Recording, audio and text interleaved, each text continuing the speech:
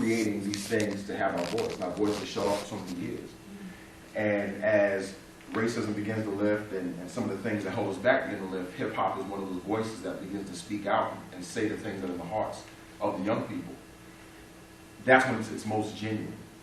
When it's recording, when it is like Capone X to the Black CNN, when it's doing those things.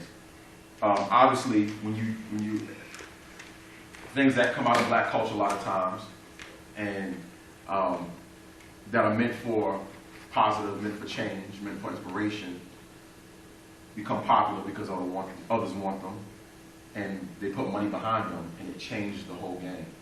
Just like you said, NWA came out talking about what was going on in Compton. And who supported that? Jerry Keller. He was the one that actually put down the money to support that, which eventually became Priority Records.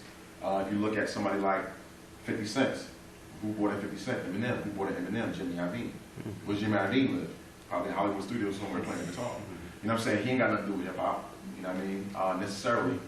But it's being used now to make money, so that those that should have a voice in the community, talking about the community, reporting about the community, saying how we should change the community. Now that's been relegated to, that's conscious rap, that's underground rap, that's inspirational rap, that's whatever. And what we hear now is a money-making machine. It's a Barbie doll. Is what it is. And so to me, I think, I feel the same way, that you have a lot of young dudes that come up now and they see hip hop, and then you have some other young dudes that I've met that I've, they on the come up. They on the come up, you know what I'm saying? Yeah. Like Alpha's got the first Nas album, you know what I'm saying? They got the Biggie. You talking about the top 5, yeah. That's the all time. You got Biggie up there, and so you got Rakim up there. Like they're telling me about Rakim. I'm like, okay, you know what I'm saying? Y'all cats know where this comes from. They're starting to understand some of the history of where this comes from and what it was like, back in the 80s and back in the 90s. But I think now, from where hip hop started out, where it was that voice, now I think it's like Hitler. When Hitler first came out in Germany, people thought he was crazy, and then he kept on speaking more propaganda. They was like, he's whatever. He spoke more propaganda. He was like, he might be right. He spoke more propaganda. Was like, hell Hitler, right? And I think it's the same way. It's the same way where there was at one time that struggle, where it was like, when the locks came out with the shiny suits, it was like, no, we're not doing that. You know what I'm saying? No, we're not going to do that. You know what I'm saying? And now the shiny suit is the standard. Yeah. You know what I'm saying? And so I just think that voice, I don't think it's been lost. I think it's been buried. And I think that there are some that are even doing it right now who are trying to get that voice out. But those who run the machines don't want that voice out.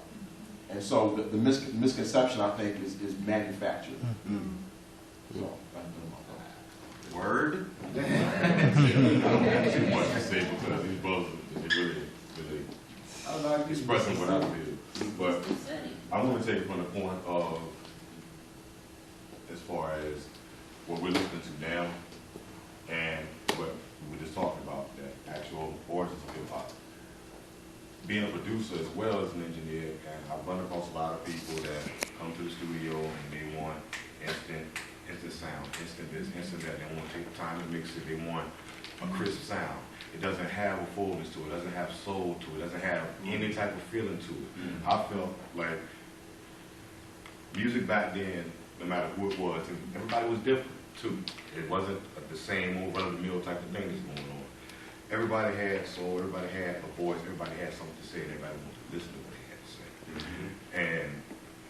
And when it changed from that, including the music, when the music became just like disco was, streamlined, it was like a streamlined product. You could plug anybody into that joint, make a hit. That's what the music is today. The exact same thing. I don't listen to the radio. I don't, when young cats tell me that they're rhyming and everything, I mean, I have to force myself to listen to them because I don't know what's going to come out their mouth that day. So I think music plays a part in it too, as well as the word, because it's a marriage. It goes hand in hand. So if you don't have soul in your music and you have soul in your lyrics, you want to only get half the story told and half the story felt. Okay. All right. I So, hear that. well, I just think a lot of things change. The music changed, the content has changed. They want to talk, whatever what they're talking about now, what? Club and club music. They're talking about drinking. They're talking about partying in the club. Remember when club music stayed in the club and won on the radio 24/7? Yeah, man. You had R&B, you had soul, you had hip hop, you had everything. You had variety. There's no variety. The machine has basically put all the stuff that was put us in a frame of mind to keep creating and to keep it moving. They made it so the masses don't even recognize it. So, I mean, that's all I got to say about that. Now, like Phatz said, it just all comes down to the lack of knowledge. I mean, like, my thing to y'all is like, if anybody's starting like hip hop or say we're a hip hop group and stuff like that, just do the research on hip hop. And really, the best way to do it is, I found out, is just being around the guys from the '70s and stuff, like a guy named Ringo. He's one of the first original up rockers. I mean, you can't get better history than that. I mean, just a lot of the youth today is like scared to get knowledge from the older generation, and it's just a matter of them just being able to. I mean, like, I will sit down with an older person any day, and I'll sit there for hours and just pick their minds, because that's history we'll never get back. You know, once they're gone, that history gone, because a lot of hip hop was never recorded. You know, there's a couple guys like Pop Master Fable and stuff. They're trying to go back and record the history of hip hop. They're trying to put out videos and papers on hip hop. And my main focus is like, I'm real big on the b-boy scene. And so a lot of, you know, I try to teach, you know, a lot of the music I listen to, you know, even my son, he'll be up here, he's 20 years old, and he doesn't really listen to the radio either, but most of the stuff he listens to is the old funk or 80s rap. And it's just, I mean, it's just due to the lack of knowledge about the whole of hip-hop culture is what it all comes down to. Oh yeah, and I'm a 60/70. Well,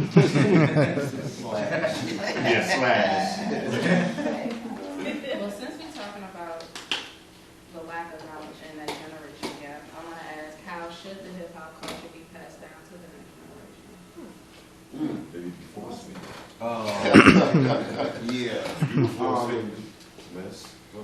I feel like literature, we need to record it. Like he just said, we need to write.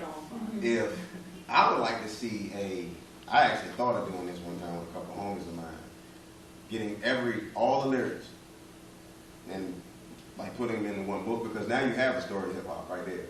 You have you can read it, and you have the whole transition, and then you'll understand.